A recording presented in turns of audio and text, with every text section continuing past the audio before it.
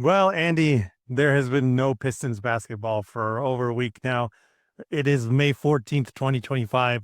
What have you been doing with yourself in this desolate times? I've been busy. The end of the school year with four kids is really busy. So that's taken up most of my time. Honestly, I've missed some of the other playoff games. Um, but the playoffs have been really good in general. The injuries have sucked. But it makes me feel how I felt this season that the Pistons were so enjoyable. Even though they lost those playoff games, it was just fun to watch them. So it was sad for the season to end. Yeah, as always, but less sad this time because there was a lot to celebrate and it didn't end in 14 wins. But as I stated last time, the hard part starts now. So, because Andy has said the words run it back, and every time we bring up something, all Andy will say is run it back. And I've been like, no, I think they need to make a change and try to think of other things. We're going to switch positions this time.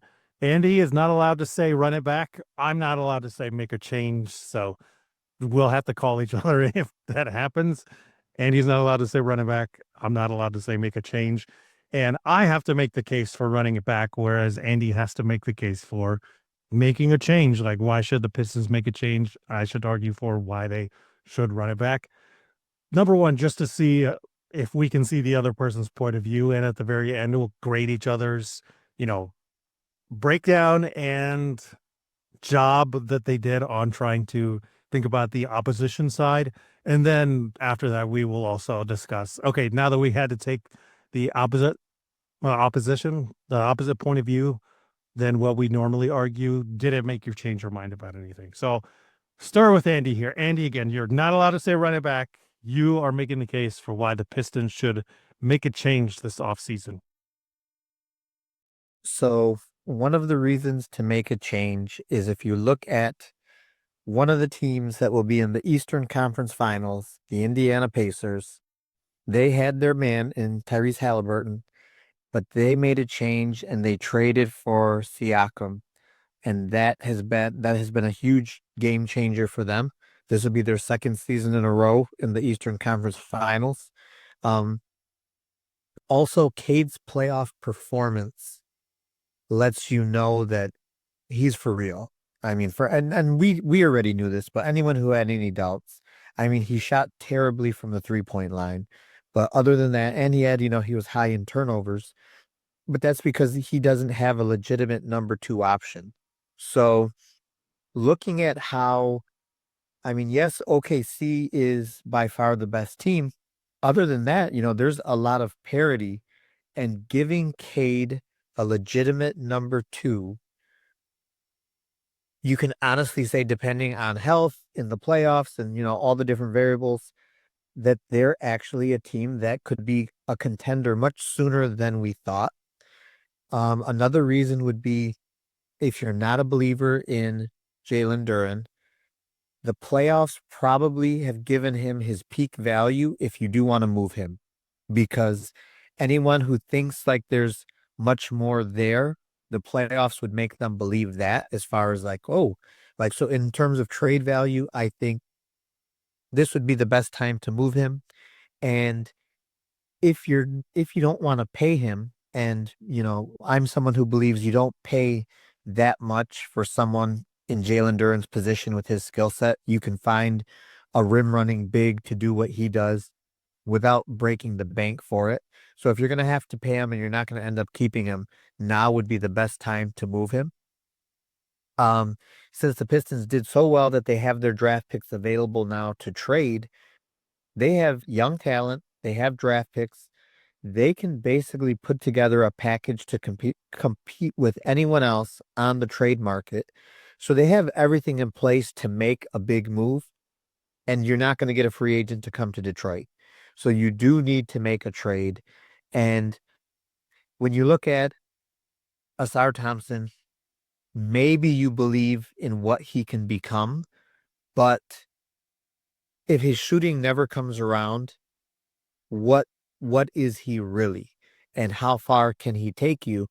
And looking at it that way, it's almost like Cade is the only untouchable, and you can do whatever you need to do to put a legitimate number 2 option around him and then go from there. You're speaking a lot of generalities. You have the power. You make the move. What's the thing that you do to execute this plan? Well, to be honest, I didn't get too specific because I think a lot of things, and now we have a better idea um, based on the draft lottery. And also, I think you have to see how the playoffs play out in terms of which teams may be interested in shaking things up and making dramatic changes, and which teams are happy with what happens and decide to keep it the same. Because I think like earlier in the year we talked about Detroit making a trade with Minnesota for Randall. And he's obviously shown that he's a legitimate number 2 option, at least in his role in Minnesota. And we wondered how that would have looked in Detroit.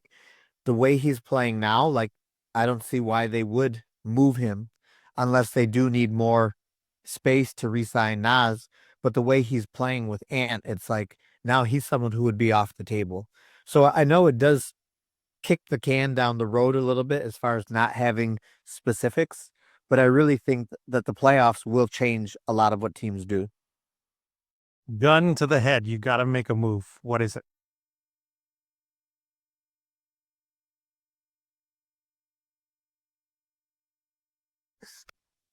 If I have to make a move, oh man, and I so don't want to do.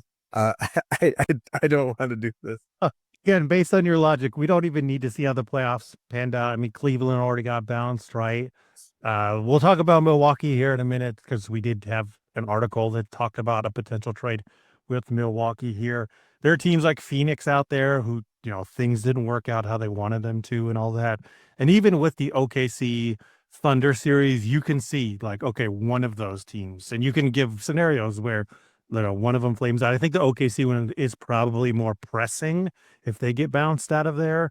Just because everything seemed to line up so well with them, and then they can't make it out of the second round. So there are still many, many, many teams here that it's clear they got to do something.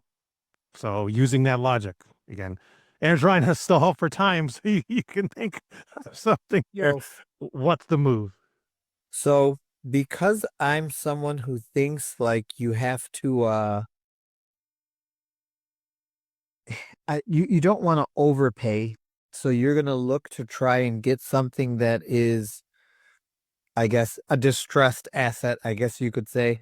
I would say look at rolling the dice and going for Zion with the Pelicans. And that is a huge gamble because he's never been healthy. Most likely that is not going to change, but depending on their asking price for him, that gives you a scoring option and another, just a completely different look to take pressure off of Cade. But that's a big gamble. Again, ideally, because you're right about depreciated asset. I hate the Zion trade. I'm not going to lie. We'll talk about this here later. I think it's a terrible idea. But if that's the logic, what do you think it takes to trade away from Detroit to get Zion Williamson? Well, they have always been in, at least rumors have said they have always been interested in Stu. Um, so Stu and some picks, I mean, depending on their cap situation, I mean, they they can't be asking for that much for Zion. And his contract, I believe you have to wait. I forget what the details are behind it for them to get out of, because the contract is not guaranteed unless he plays X number of games. So because of that, if it's an injury concern, I think you can get out there, but I don't believe the asking price from the Pelicans can be that high. Is there another reason why you picked the Pelicans? And I will be shocked if you say no. Because of the relationship that they have, and their their new general manager, uh, or Technically, he's VP. yeah, the new position that he's in. But Say who it is for those that don't know. do we have to say his name? He's not Voldemort. We ain't scared of him. Okay, so Troy Weaver is now taking care of things there. And who knows? Joe Dumars, I have no idea what I just don't know what to say about this, to be honest. It's kind of crazy. I mean, at the very minimum, we know that Troy Weaver loves the Detroit roster. So, that guys throw things into there. And I mean, if that is something to where he's like, oh, I want Jalen Duren, I picked him, I'm going to send 2 picks. I want Jaden Ivey, I'm going to send you, Trey Murphy or something. Then it's like, come on, it's no brainer. Yeah, I think picking the Pelicans, again, we know Troy. We all who knows, he might have learned his lesson though, but the one of the biggest complaints everybody had about him was like once he has his eyes set on his guy, like in his mind made up, you can't change it. And he does love Isaiah Stewart. So it's but yeah, so there are some other reasons that may make it easier for something like that to happen or something beneficial to happen there. All right. So now it's my argument for running it back. I think this is the easiest argument to make because the team won 44 games. Nobody expected that to happen. And they took the Knicks to 6 games. Like you can convince yourself looking at this Celtics squad that even if the Pistons got stomped in 3 games, in the 4th game, Tatum ruptured his Achilles, unfortunately. And the Pistons against a Tatumless Celtics team. And also, you can also convince yourself there was that one game where the Celtics had so many open shots and they didn't like hit one of them. So they're like, okay, think about it. The Pistons win that one game. Tatum goes down. They win that other game. Who knows what would have happened?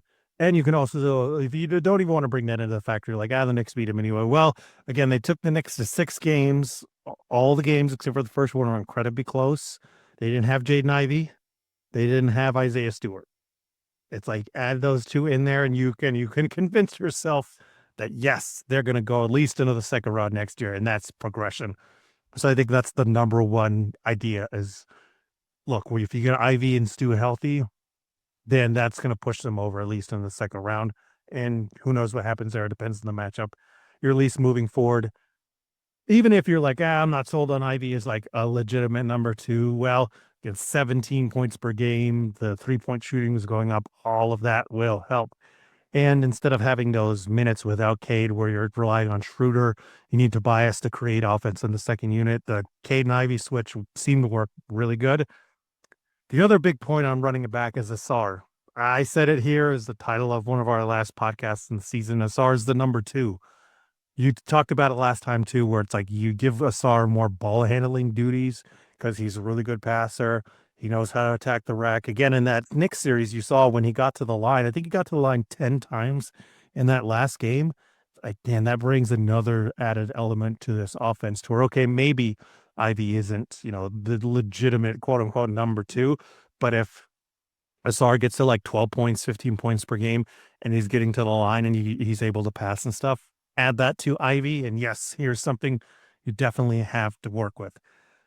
And number 3 thing for running it back is like you just don't have the money to do anything without making. And if you wanted to have the money to do something, it's going to come through trade. Which why would you trade away your draft picks when you just got control back of them?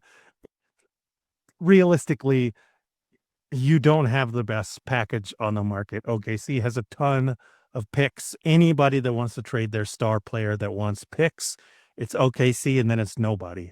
San Antonio.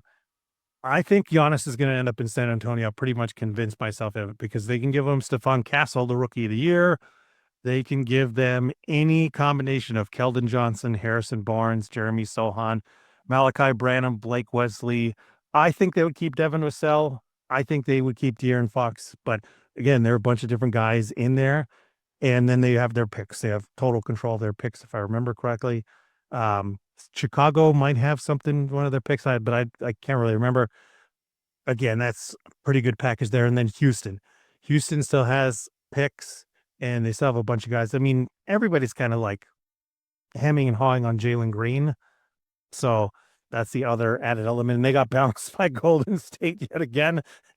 You know, death, Texas, and Houston getting bounced by Golden State. So this is going to happen every year. So even if you were like, oh, let's make a trade, I don't think you have the best and competitive deal out there for these guys. And in a San Antonio one like Giannis and Wembanyama, like that just seems too good to be true. And too good of an opportunity to pass out for player and team.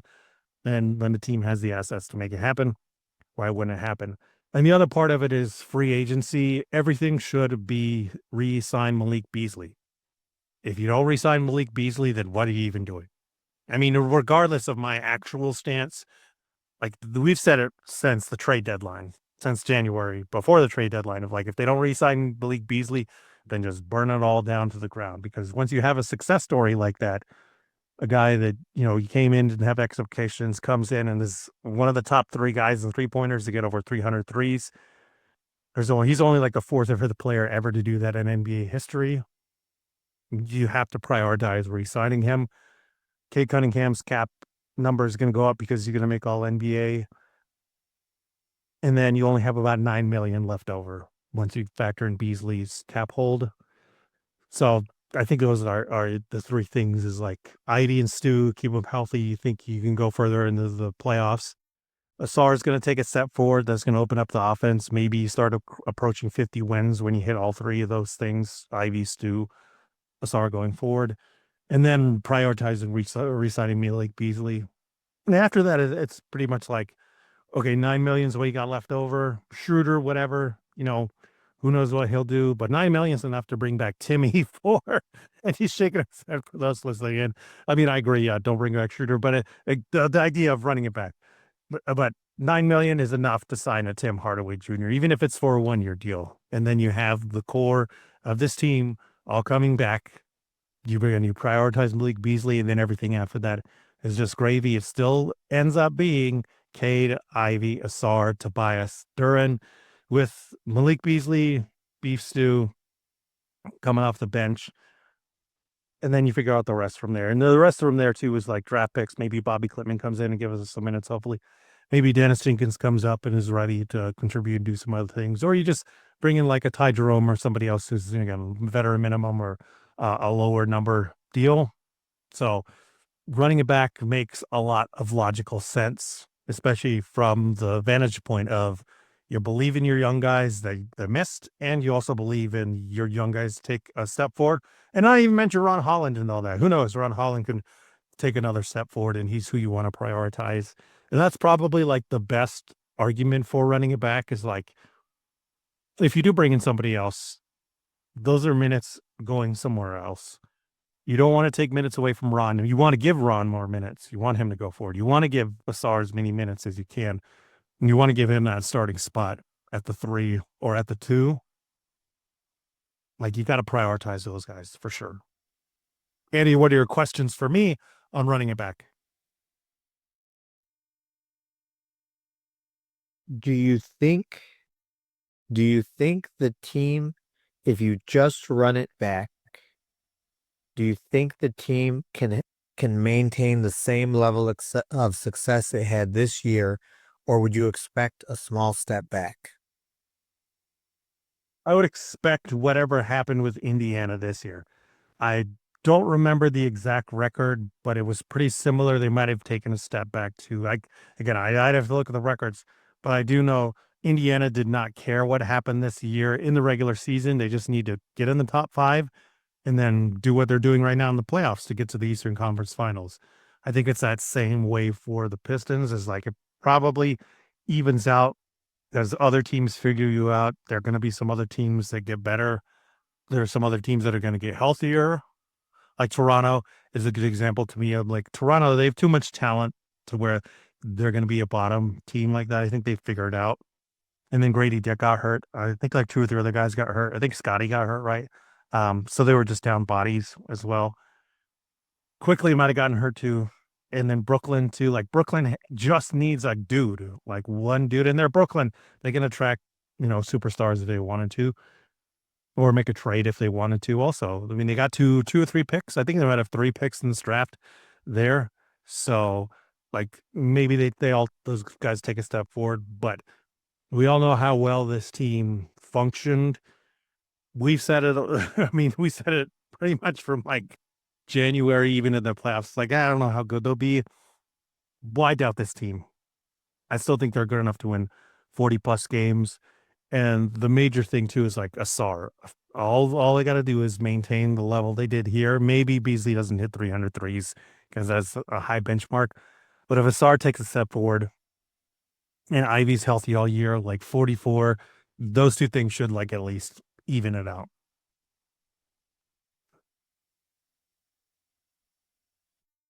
So going, and maybe it's too soon for this, but going through this thought process, did it change your thoughts at all?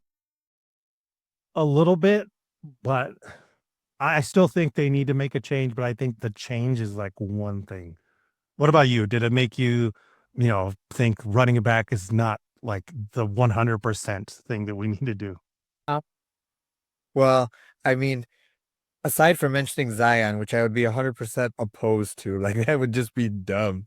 Um, the more I think about it, um, and and maybe the spacing changes things, but I just really think if you take away or you don't have to take it away, but if you just reduce Hardaway's minutes and give all those minutes to Asar and Ivy is healthy, like it just made me think running it back makes more sense. However, moving Tobias and upgrading, there needs to be a legitimate number two if the team wants to take a leap forward. But I think I swear we've said this for like multiple seasons. It's too early to move on from some of these young guys. Um, so that's my thought. We'll circle back to Tobias here in a minute, but uh, I would give your attempt at making this side of the argument a B minus. I mean, you had me until you gave the Zion, and again, you could tell you weren't fully invested in it. Like when I asked students to give counter arguments, yours is the one that you brought it up, but you spent most of the time just kind of burying it. So that's what I would say. What do you think on my stance of running it back? Was I similar? Like I don't know if your heart's really in this. Um, I I don't know because everything you said, I'm like, I agree with that a lot. Of but I Yeah, I think it's unfair though, because like it's so easy to make the running it back just based on Ivy Stu SR. Like that's all you have to bring up. and Holland. I mean, you got to, in my opinion, You don't even need to bring Ron Holland. I mean, he's like good cherry on top of it. But you know what I mean? Like, because then ID wasn't there all year. Stu missed the playoffs, and then Nassar is like clearly an impact player. and Duran is still the question mark. Like, is the second half of the season and playoff Duran, is that who we were going to regularly see, or is he going to be, still up and down with the effort? And so even in running it back, there's risks there's always risks in just keeping things the same because you always have to be improving. But yeah, but I do think they're kind of in a tough spot if they want to improve, like you said, um, because you're gonna have to give up. You're gonna have to give up some stuff to improve. Yeah, and Tobias is the thing that I think needs to change. Again, it's no fault of his own, but it's something I've brought up ad nauseum probably for like the last month. The more I've looked at his contract, the less sense it makes. Number one, how many guys signed to 2 year deals? Like just in general, every offseason when you see guys sign, how many guys have you seen signed to a 2 year deal like that you can recall, Andy? Yeah, not many. That's not a common Yeah, deal. why? Why? Um, I I just think like from the team side, it doesn't give them control if things are going very well. And then so I just don't think, and I think we talked about this on the pod a while back, that it looked like the team was set up on a 2-year timeline to possibly blow the whole thing up again if necessary. Yeah, that was kind of my other thing I didn't bring up in the run it back thing because it veers more towards making a change. Was like you just wait out the money until next off season, and then you can go and do what it is you want to do. But the Tobias contract makes less sense now because I'm like, okay, if it blew up to like, I guess you were trying to use that last year on the second year to, package to trade for something. But again, the logic is like, okay, it went poorly. So why would anybody want that 26 million if it really went that poorly anyway? You're going to have to attach something worthwhile to get off it. And if you're still like, okay, we're building, we want to see what we have with Cade and Ivy and Asar and Stu and Duran. Why wouldn't you sign the 32-year-old guy to a 1-year deal? Because that's all you're asking him to do is to help come in and stabilize and help give you the litmus test for these other guys. And also like looking forward to the free agent class, even if it's not just looking at the top guys, looking at it from top to bottom, like we was doing in finding the guys in there, like, oh, Bobby Portis might opt out, like, oh, Nikhil Alexander Walker. Oh, we have guys further down like Ty Jerome and Sandro Mamashkalasvili who might be worth, taking a shot on. That's the part of it that's weird is like, man, if Tobias just signed a 1-year deal, I think this conversation of running it back versus making a change doesn't need to happen because now you have like options to do things where you don't have to trade and attach things and do all this other stuff. And you also created the time and the minutes and the opportunity for the guy that you need to come in. And why I single out Tobias too is Asar, Ivy, Cade, Duran, they need a stretch four.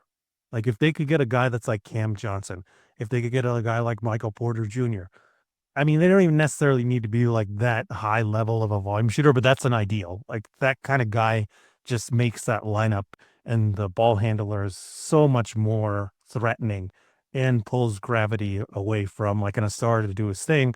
Whereas Tobias, he shot well in the playoffs, no doubt, but I mean, 34.5%, I think is what he shot, or 33.5%, something like that during the regular season. He doesn't have to be guarded and he doesn't really have that kind of a gravity there. So that's definitely where I'm at. It's like, sure, I agree with everything that you've laid out. I mean, it's not even my argument. It's everything I said is pretty much repeating what you've said, either on record or, when we're not recording. Kate Ivy, SR, pump him up more, find some more minutes for Ron Holland, Stu and Duran. You can work with them at the center position. But Asar is still, excuse me, Tobias is still the one the more I look at it, the more I'm like, he's going to be gone in a year anyway. And if you can get off him right now, it's worth doing. Some Tobias trades to think about. And again, I hate it because he played so well. He did his job. He did it perfectly. He stepped up in the biggest moments when they needed him. He was the MVP of the playoff series. Again, I'm sorry, Kate, but just like the defense he played on Cat, he shot the ball so well from three when they needed him. And he provided stability in the second unit when, you know, they needed it. They needed him to run some offense, but again, he's going to be gone in a year. He's older. He's not going to progress with these guys. I think Lance said it best last time of like, when you just look at this roster and you're like, okay, we're going to bet on them progressing. Tobias isn't going to progress anymore. He's at the end of his career. He's in his 15th year next year, I believe. Again, the last year of his contract. And from what the rest of your roster needs, he just doesn't fit that. If you could get off him, there's still a bunch of guys out there in free agency, Bobby Portis, Naz Reid, Sandro Mamashkalishvili. I know there's probably a couple other names that we're forgetting. And Santi, if you could like work out something with Santi Aldama, like these guys all work and they're younger and can actually stay for like 3 to 5 years if the team wants to build that way. Do you think he would have signed with Detroit on just a 1-year deal? And if Detroit didn't have any other options in free agency, they're kind of stuck. 30 million. Would you turn down 30 million? I know we want to say no, but for someone like him, it's like he also needs the multiple seasons. Like it's not just 1 year because who knows what he's going to get after that. A 2 year screams to me that a 2 year screams to me more that you don't care about me and I'm just a trade piece than a 1 year deal. You know what I mean? Oh yeah, I can totally get that point of view. Like But that from my point of view, if I'm the player, I'm like, I don't want to sign this 2 year deal because you could trade me to somewhere that I hate. I don't have control over what I'm doing, but if I sign this 1 year deal and things go badly, then I can just get out of here. yeah, but I don't I mean he and that's the weird thing with like him having, family here, that his like he wanted to come here. So that's what makes that contract interesting, because now when you look at it, it is a weird contract in terms of what direction are we taking things. Speaking of weird too, I mean, it was reported what back in like January, the season before that, oh, they're gonna get Tobias Harris. Remember that? That's the other like weird part of it. So yeah, who knows? Again, the 2 year deal thing is just weird to me. And again, biased, it's so good, but he's on his way out, both in the league and on the 1 year deal. And his skill set isn't the ideal for what you want around the rest of the guys.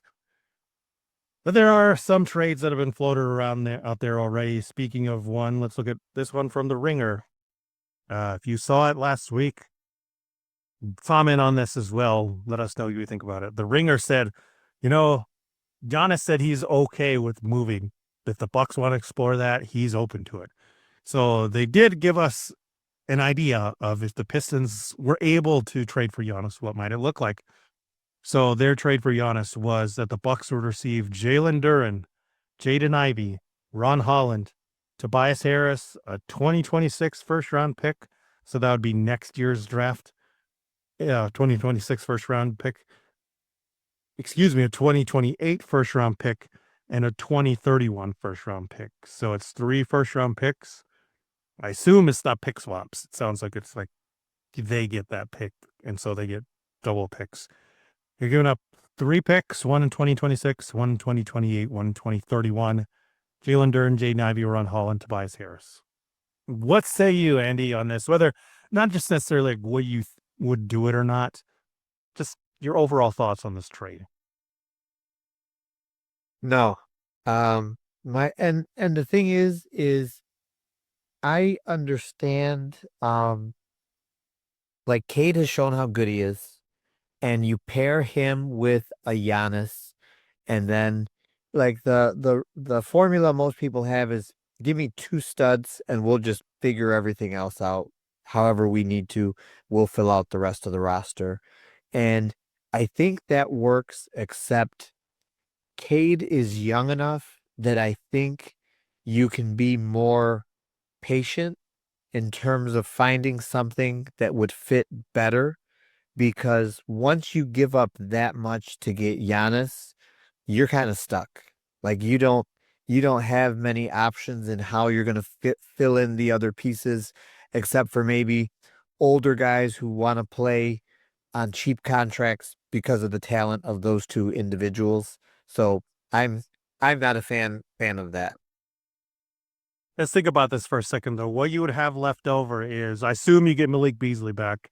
You got Cade Cunningham, you got Asar Thompson, and you have Isaiah Stewart. You still have Bobby Clement kicking around. You still have Asar or Marcus Sasser there. What do you think of that? Am I missing somebody there? So I don't what do you think think of so. what do you think of that group? At least as the building, it's Cade, Beasley. It would basically be like the starting lineup of Cade, Beasley, Asar, Giannis, Isaiah Stewart, and then you got Marcus Sasser and Bobby Clinton in there. Um,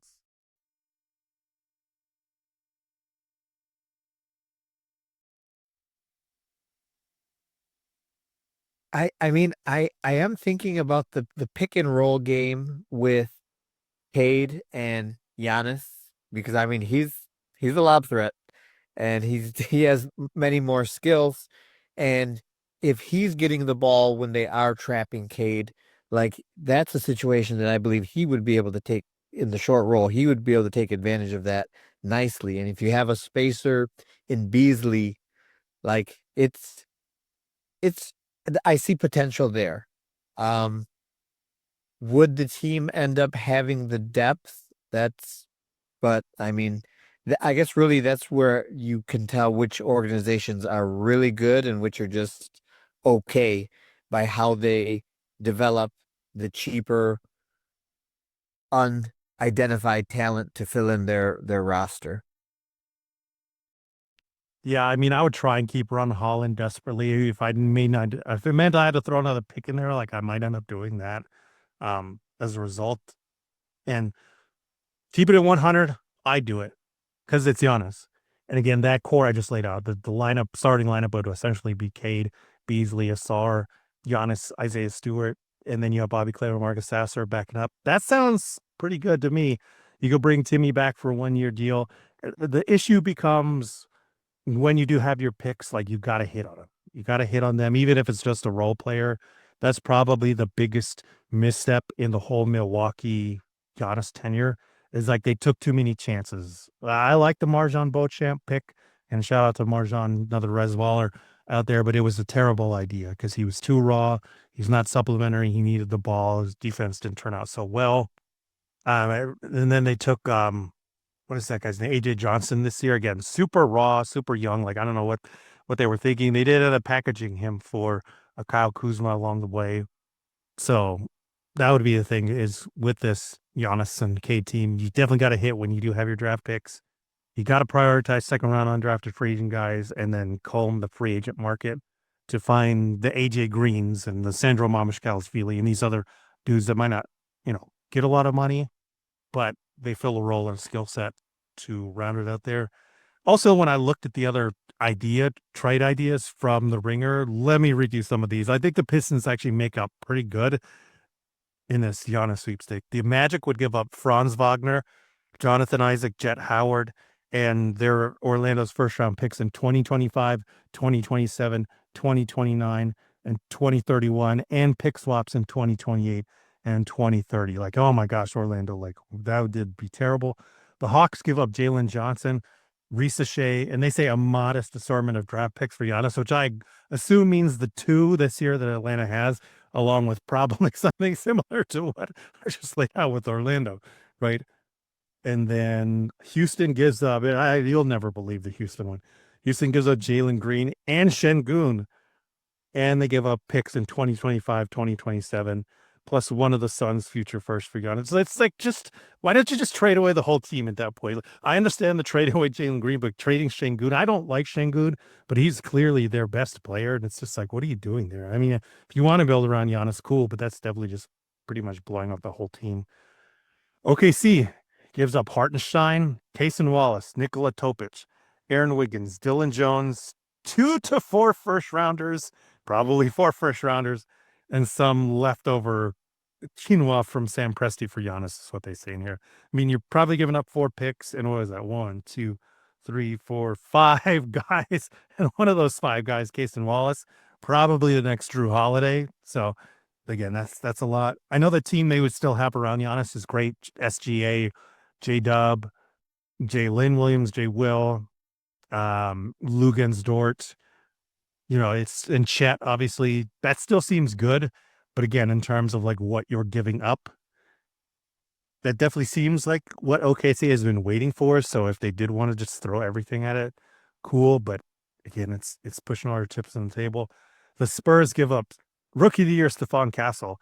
Stupidly, the Ringer says they give up Devin Vassell, Jeremy Sohan, and again they say a plethora of picks. When they say a plethora of picks, I'm just going to assume they mean 4 or more. So they're giving up Stephon Castle, who just won rookie of the year for them. Devin Vassell, who's a great wing, good scorer, good shooter, and Sohan, who's multi-purpose defender, and then probably like 4 first-round picks. Pacers give up Pascal Siakam, Benedict Mathurin, Ben Shepherd, and a bounty of picks, they say again. So, again, probably something like 4 picks. They trade away their second leading guy. They trade away Benedict Mathurin, who's still developing, and they trade away Ben Shepherd. That's probably the other one that's closest to the Pistons deal, because it's like, okay, maybe you think Siakam is not going to be any better anyway. Giannis plays the same position, so he's a clear upgrade there. Benedict Mathurin, like, been kind of all over the place, whatever. And then Ben Shepherd. But that does also seem like the least enticing one if I'm Milwaukee because we're blowing it up now. Unless you're giving me like 6 future picks, Pascal Siakam, wrong side of 30, Benedict Mathurin. Nobody's talking about him as like a franchise changer. He might not even be better than Jaden Ivey. He might not even be better than Jay Linder, and he might not even be better than Ron Holland, right? So at least when I look at it from that perspective, is like, okay, if that was what it gave up for the Pistons again, 3 first round picks, future first round picks, 2026, 2028, 2031, Duran, Ivy, Ron, and Tobias. I think it's worth like 5 years of Giannis. But maybe the teams only have to give up 1 first-round pick, and the NBA will promise the Bucks the #1 pick next season. Gee, why would you say that, Andy? Yeah, just the ridiculous draft lottery. But circling back to that Giannis Detroit trade, I mean, initially when I thought about it, I was a hard no. But listening to everything that you said and just thinking about them on the floor and kind of picturing it, it's like I couldn't be that mad. Like couldn't be that mad because of the talent that you have on the floor, and kind of like when Jimmy Butler went to Golden State, it's like when you have a high level player and you put him next to another high level player, when they fit, it can make a dramatic difference on the team. I really don't think free agency would be a problem.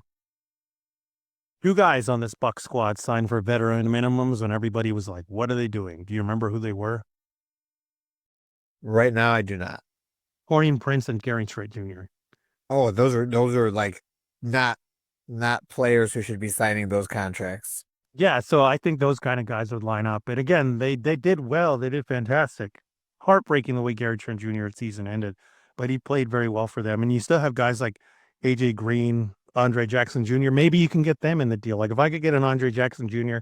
and a AJ Green, I mean, AJ Green's a free agent right now, so maybe it's like sign and trade or whatever. And I might be like, okay, maybe you can have Ron Holland then because it's going to take a while for him to shoot, and we might have a Marjon Beauchamp situation all over again. So, yeah, that's the other part about it. Is like I think the supplementary guys, like they would line up to play, especially with Cade and Giannis, like 2 of the top assist guys. Cade might be the top assist guy in this kind of environment. All I got to do is stand around. He's going to give me an open shot. Thank you. Please sign me on the dotted line there. Yes, then the priority would be the same formula: shooting and just defenders, shooting and defenders. Then you got a Sar and Stu still. So speaking of defenders, and Sasser seemed to be taking a step forward, even if he's like a second unit guy. Still something to build upon there. Paul Reed definitely come back, be our third or second or fourth big, right? Like, cool. We're happy to have you here because you definitely will show out and play some tough defense. 2 other guys we just want to touch on briefly out in the trade market that we know are going to be out there. This first guy we thought was going to be the trade target, but now with this Giannis report, forget it. KD's another guy that seems like he's going to be on the move this offseason. Houston has been the reported destination. It makes too much sense with like what they can offer Phoenix with Reed Shepard and a bunch of different supplementary guys, all those picks, and they don't have to give up Jalen Green and Şengün. And even if they want to give up Jalen Green and like a pick, that's again much more sensible to get KD. But say KD is like, no, I don't want to go there. I want to go to Detroit to play with Cade, who we know he loves Cade. He's said nothing but glowing things about him. They have a clear relationship. Number one, would you want KD on this team? And number two, what do you think it costs? Oh, the cost for KD, I I don't know. I'd have to look and see how much his contract is that he's making. Do you think he's like Zion, where he's like a depreciating value? Because I kind of lean towards maybe.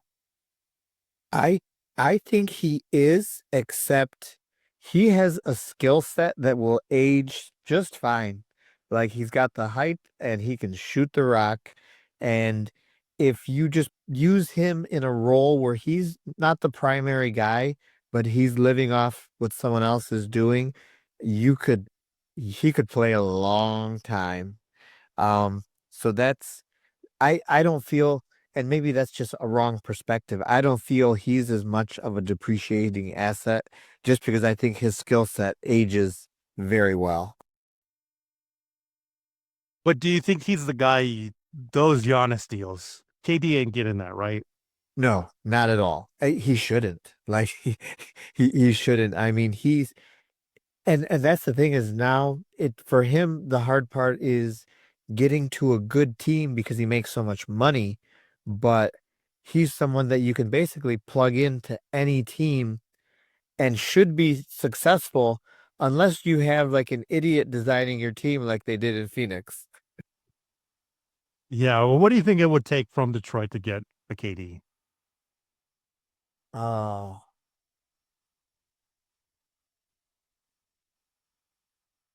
And I think the idea is like, what would you give to them that helps Devin Booker? Well, that's the thing that I'm looking at is for Phoenix, like it's not a like a tear down, it's just like a pivot. And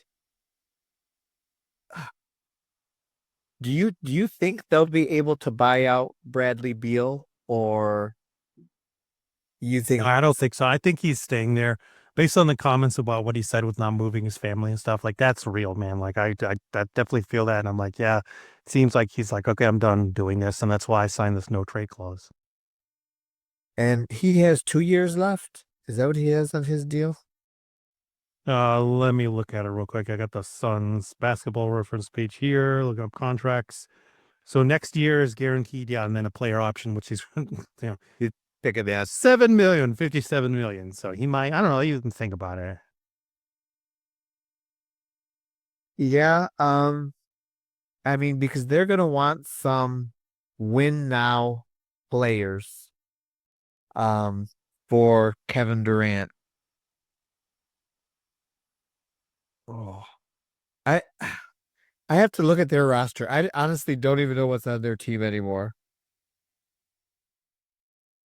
I think I offered them Ivy and Duran to start off. They desperate for a center. I mean, they had Nick Richards. Duran's definitely valuable to them, 100%. Great lot there for Devin Booker. They can deal with his defensive stuff. And the playmaking seems to be, solid. Maybe gets better right. Jaden Ivey can play with a Devin Booker. Devin Booker's played with Bradley Beal. The only problem is Bradley Beal still is the problem there.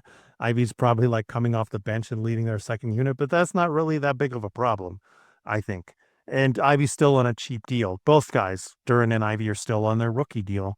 So now it saves Phoenix money and it gives them time to figure out, okay, what do we do with this to where we don't have to be strapped to this, this stuff.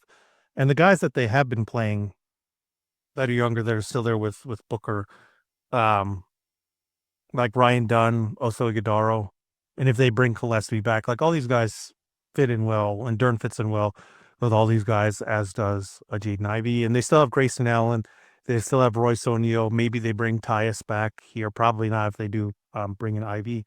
Again, those guys supplement an Ivy and a Duran. It's KD, so I think you probably have to give up a pick. This is the one where I'm like, you know what? I would give up next year's pick. You get the control back on it. Let's just give him 2026, give him Ivy and Duran. And the only problem with those, KD's a free agent after next season. But I just can't imagine a scenario where you bring in KD and then it ends up being bad with Kate and KD offense, and you still have Stu. You can still bring in like Jackson Hayes or somebody else at the center position. You still have a SAR, and oh my gosh, the SAR and KD, that's fantastic there. You can still bring in Malik Beasley. Malik Beasley is going to shoot 300 threes again if you got the KD animal here. And then Tobias can lead second unit and stuff like that too.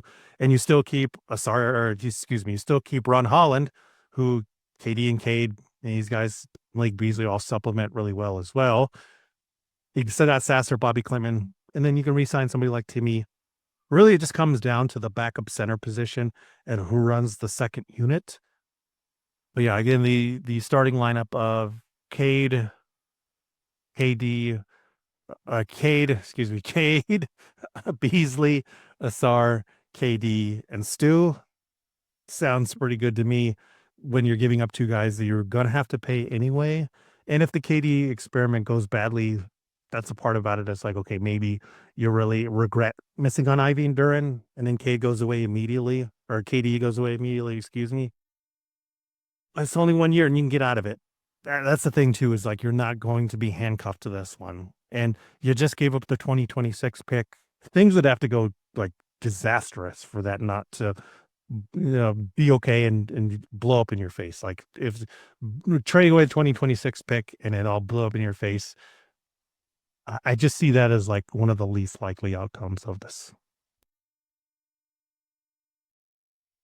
How much do you think KD's re-signing at this stage in his career? As much as he commands, you got a year to get out in front of it though. Also, right?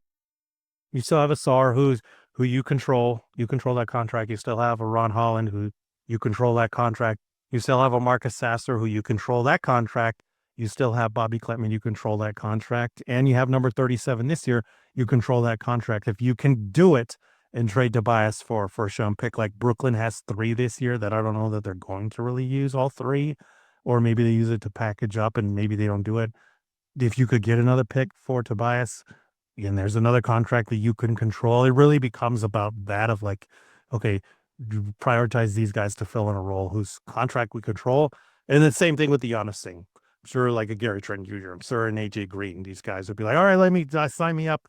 I know Royce O'Neal is happy to join KD there. And maybe he could come along in the deal. Who knows? Yeah, this one, just because of KD's age, even though he has a skill, actually, it's not even his age, it's the contract situation of if he decides, yeah, I didn't like it here, I want to go someplace else, and then you gave up 2 young guys, and then he's gone, and then it's like, oh, that's a lot. Yeah, I mean, it's KD. He's stay very long anywhere anymore, right? Seems like so long ago that they're the OKC KD is a myth and nobody believes in that anymore. The last one we both hate, we brought it up, is Zion. You said it, depreciated assets. That's the only reason we're bringing it up. I know it's been brought up a lot. I saw like Woodward Sports and people tweet out about it. I think this is a stupid idea. Everybody that we brought up in terms of who would be involved in the trade, Duran, Ivy, Ron Holland, Tobias. I want those guys more than I want a Zion Williamson. Injuries, inconsistency, personality wise, that one seems like you looked at everything that you did last year. You looked at the culture, you looked at the scheme, you looked at the defense, and you say, nah, forget that. Let's do this. Let's roll the dice. Yes. Yeah.